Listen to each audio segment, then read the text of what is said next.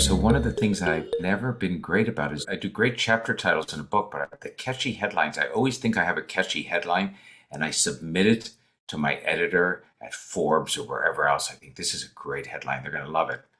It almost never makes the cut.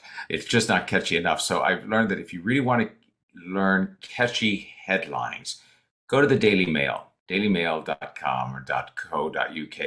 It's a giant British tabloid, and they write headlines that get people in to click on the story. So they are writing sensational headlines. I'm not suggesting that every story you do, especially if it happens to be a serious investigative piece, should have a Daily Mail headline. I don't follow that advice myself all the time, but it'll show you how headlines can be written in a way that I don't think about it. And also, for people who are using ChatGPT and AI, I've gone in sometimes and put in a new title that I'm thinking of for a piece or a headline, and then say, give me 5 variations of this title.